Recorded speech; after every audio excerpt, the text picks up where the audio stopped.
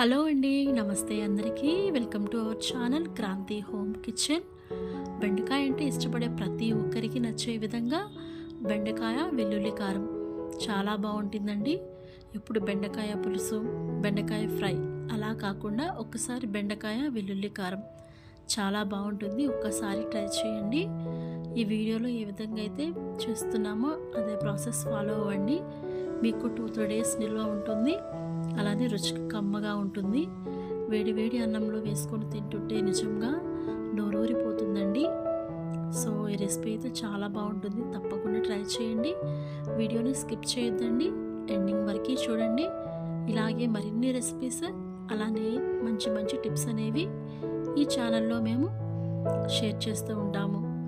So ఎవరైతే first time మన channel చూస్తున్నారో తప్పకుండా ఛానల్ని సబ్స్క్రైబ్ చేయండి, వీడియోని లైక్ చేయండి.